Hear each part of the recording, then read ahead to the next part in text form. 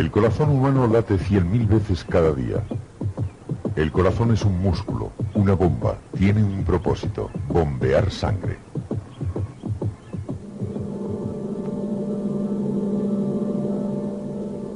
El ver sangre puede asustarnos o perturbarnos. Su apariencia, la de un simple líquido rojo, oculta su asombrosa complejidad. Transporta hasta los tejidos del cuerpo toda la materia prima que necesitan para vivir. Posee nuestras principales defensas contra las enfermedades y contiene los medios para detener su propia pérdida. A simple vista, una gota de sangre no nos dice mucho acerca de sí. Para aprender lo que es, miremos el interior del cuerpo. La sangre circula por un sistema de vasos, las arterias llevan la sangre desde el corazón y se ramifican en conductos más y más pequeños llamadas arteriolas, terminando en vasos capilares de tamaño microscópico.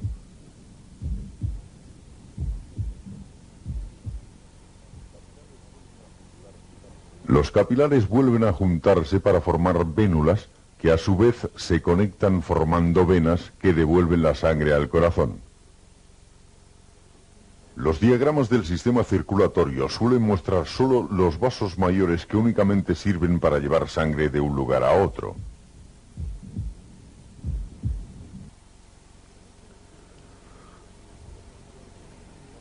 Si pudiéramos ver solo los vasos capilares, el cuerpo parecería ser casi totalmente rojo por fuera.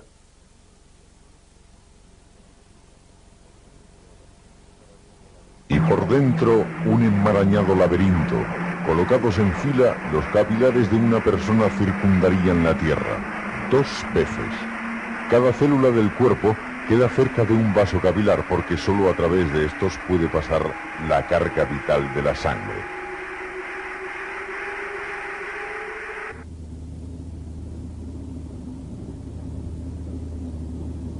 La pared capilar, que tiene el espesor de una célula, permite el paso a ciertas sustancias de la sangre mientras retiene a otras.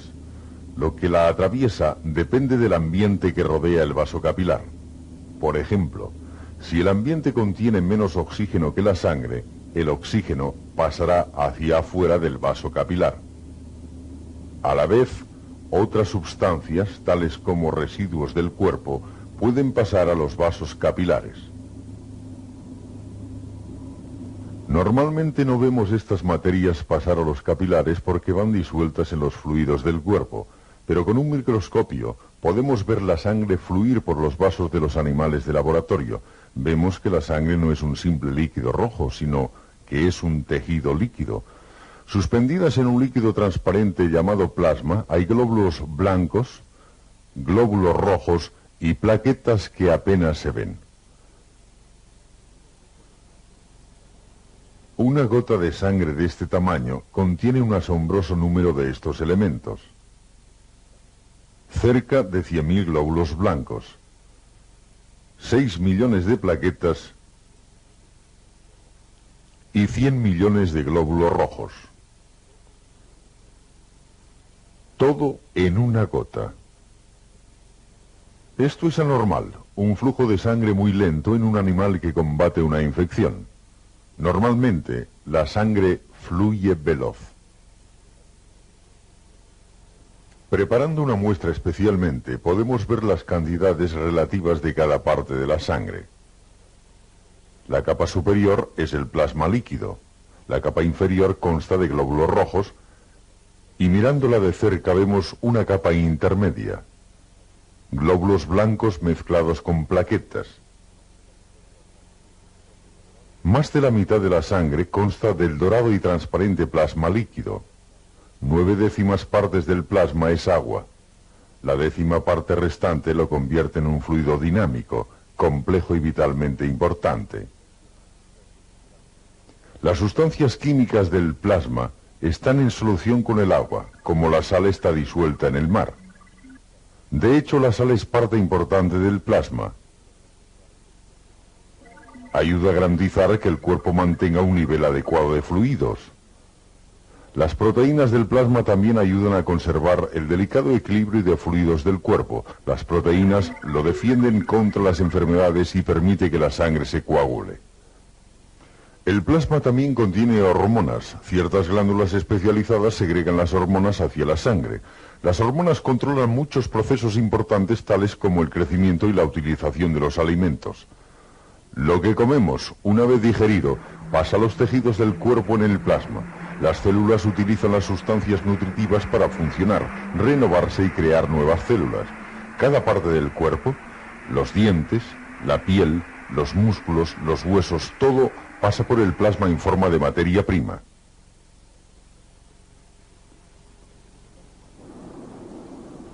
El plasma también contiene los desechos de las células.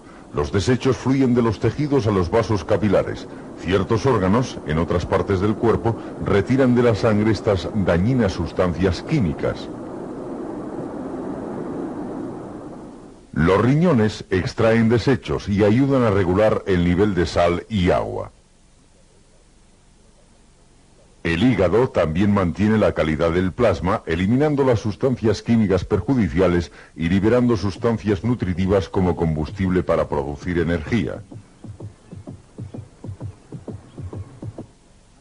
En los pulmones el oxígeno se disuelve en el plasma, pero el plasma no puede contener todo el oxígeno que necesita el cuerpo.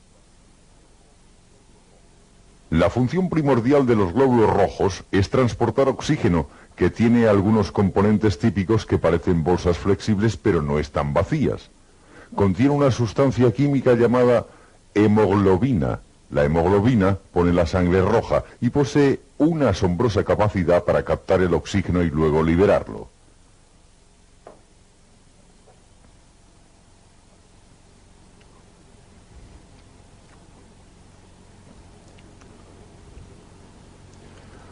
Como muchos de los elementos integrantes de la sangre, los glóbulos rojos nacen no en la corriente sanguínea, sino en el esqueleto, en la médula roja que hay en el interior de los huesos. El glóbulo rojo proviene de una célula previa que pasa a través de varias generaciones. Según se desarrolla, pierde algunas de sus partes, mientras tanto produce la roja hemoglobina. Finalmente expulsa su núcleo. La célula toma su forma característica y sale a la corriente sanguínea. La médula roja es una fábrica de glóbulos rojos asombrosamente productiva. En el rato que dura este programa, un esqueleto produce alrededor de 4 millones de glóbulos rojos. Supongamos que hubiese solo un glóbulo rojo en todo el sistema. Supongamos que podemos viajar con él a lo largo de un solo de sus circuitos. Estamos aquí, en el lado derecho del corazón. El viaje comienza con un latido del corazón. Nuestro primer destino es un pulmón. En los pulmones los vasos capilares quedan muy cerca de unas membranas sumamente delgadas. A través de ellas pasan el oxígeno y otros gases. Las membranas forman millones de sacos de aire.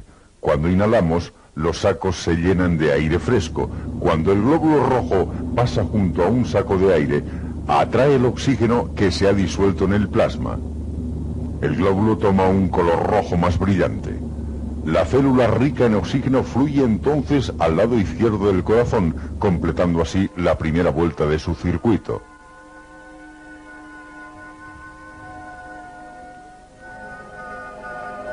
El corazón vuelve a expulsar sangre, esta vez hacia el cuerpo.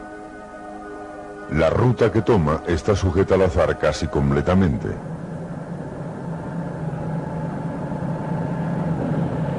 La célula roja soltará su carga de oxígeno solo en un vaso capilar y solo cuando las células que rodean el capilar tienen menos oxígeno que la sangre. A la vez, recogerá parte del anhídrido carbónico desechado que se ha integrado a la corriente sanguínea.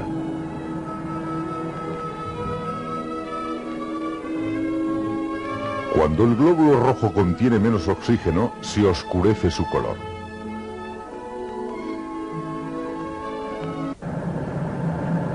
Los capilares son tan estrechos que las células rojas deben pasar apretadamente una a una, mostrando la importancia de su elasticidad. Nuestro típico glóbulo rojo pasa del capilar a las vénulas y luego a las venas. Regresa al lado derecho del corazón, completando la segunda vuelta de su circuito. Como vimos entonces, viaja de regreso a los pulmones. Allí suelta su carga de dióxido de carbono y recoge una nueva carga de oxígeno. El ciclo se vuelve a empezar y continúa mientras dure la vida de la célula. Las células rojas viven alrededor de 120 días. Viven impulsadas por billones de otras células. Tienen que realizar 1000 contorsiones. Vemos cómo quedan pilladas en la bifurcación de esta arteriola, que se divide, se aplastan una contra otras en la división, mostrando otra vez la importancia de su elasticidad. Las células rojas completarán alrededor de 70.000 circuitos y recorrerán muchos miles de kilómetros. Finalmente, al envejecer, la célula puede desintegrarse o, como vemos aquí, puede ser devorada entera por otras células del cuerpo. Estas células devoradoras son glóbulos blancos. Estos pueden parecernos organismos inhumanos que se arrastran por nuestro cuerpo, pero en realidad son una gran defensa contra la invasión de organismos foráneos. La mayoría de ellas nacen en la médula ósea. Son más grandes que los glóbulos rojos y cada uno tiene un núcleo, más otra maquinaria celular que no tienen los rojos. Son capaces de salir fuera de los vasos sanguíneos. En cualquier momento dado hay más fuera de la corriente sanguínea que dentro. Los organismos foráneos atacan el cuerpo continuamente. Los glóbulos blancos de la sangre ayudan a eliminar los invasores. Aquí un glóbulo blanco consume bacterias. Primero las envuelve y luego las destruye. Pero a veces los organismos invasores se reproducen más rápidamente de lo que pueden eliminarse y el cuerpo enferma. Por fortuna, la sangre y el cuerpo tienen una estrategia más para combatir la invasión: el sistema inmunitario. Cualquier sustancia que provoque una respuesta del sistema de inmunidad es un antígeno. La primera invasión del antígeno puede enfermarnos bastante. Lentamente los glóbulos blancos destruyen el antígeno, pero mientras lo logran, el cuerpo prepara una defensa hecha a la medida contra ese germen en particular para crearnos inmunidad contra la enfermedad. Digamos que ha entrado en el cuerpo una bacteria potencialmente peligrosa. Puede enfermarnos, pero mientras tanto cierto tipo de glóbulo blanco llamado linfocito aprende a reconocer esa bacteria. Cuando el germen toca el linfocito, este se divide. Los nuevos linfocitos producen ciertas proteínas especiales llamadas anticuerpos. Algunos de los anticuerpos se hacen parte del linfocito, otros pasan al plasma para circular por el cuerpo. Los anticuerpos son armas hechas a la medida contra los invasores.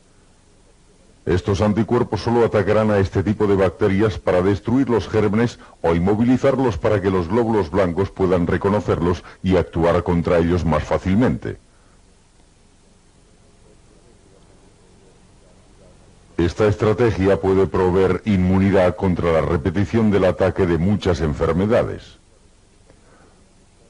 Podemos aprovechar este mecanismo inyectando en el cuerpo microbios muertos o debilitados de las enfermedades. Así desarrollamos anticuerpos contra los gérmenes sin tener que sufrir la enfermedad. Esta inmunización salva incontables vidas cada año.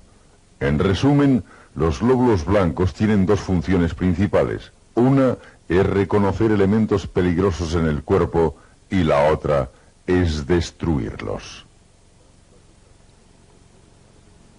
Las plaquetas, que son el tercero y más pequeño elemento formado de la sangre, también defienden el cuerpo. En este caso, la defensa es contra la pérdida de sangre. Como las células rojas y la mayoría de las blancas, las plaquetas se forman en la médula ósea, cuando sus gigantescas células matrices se rompen, soltando las plaquetas a la corriente sanguínea. Trabajando en combinación con las proteínas del plasma, las plaquetas tapan el escape de la sangre de los vasos. Antes, al mostrar un tubo de ensayo con sangre separada, tuvimos que añadir a la sangre una sustancia química para evitar que se coagulara. De otro modo, la sangre del tubo se hubiera puesto así. Claro que todos tratamos de evitar las heridas, pero a veces nos ocurren. Primero sangramos. La sangre fluye por el tejido roto. El tejido lesionado libera sustancias químicas. Los vasos se hinchan para estrechar la abertura. Y comienza el complejo proceso de la coagulación. Normalmente las plaquetas fluyen libremente por los vasos. Cuando un vaso se lesiona, las plaquetas se adhieren a la superficie rota y luego unas a otras. En poco tiempo han formado un tapón flojo y mientras tanto las sustancias químicas del tejido lesionado activan una serie de reacciones químicas que tienen como resultado final la formación de fibras duras de proteínas. Esta micrografía muestra glóbulos rojos, un glóbulo blanco y una masa de plaquetas atrapadas entre las fibras. Las plaquetas se extienden para adherirse a las fibras. Las plaquetas se contraen uniendo las fibras para sellar más la herida. Inevitablemente invaden la lesión bacterias, suciedad y otros desechos. Las células blancas llegan a destruir invasores extraños tales como estas bacterias. Aquí vemos glóbulos blancos pegados a la pared de un vaso cerca de una infección. Saldrán de la corriente sanguínea para combatir la infección en los tejidos. Finalmente, los tejidos lesionados se repararán. La herida sanará. Las magulladuras se deben a golpes ligeros que rompen los vasos pero no abren la piel. En casos de lesiones muy graves, como lo son las quemaduras, la pérdida de fluido puede ser tan grande que la víctima muera antes de que pueda empezar el proceso de curación. Pero si se atiende a tiempo, puede darse tratamiento de transfusión. En la transfusión se inyecta la sangre de una persona donante en la corriente sanguínea de otra persona. Aunque hoy en día nos parezca chocante, las primeras transfusiones intentadas a mitad del siglo XVII fueron entre hombres y animales. Los resultados fueron desastrosos. Aun cuando se intentó realizar transfusiones entre personas, pocas veces se llevaron a cabo con éxito.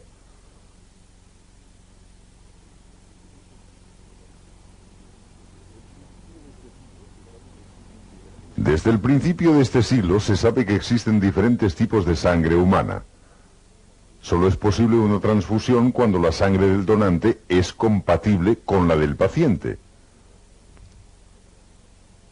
Antes de cada transfusión se realizan cuidadosas pruebas para determinar los tipos de sangre del donante y del paciente. Los tipos incompatibles forman coágulos durante la prueba, como vemos en la muestra de la izquierda.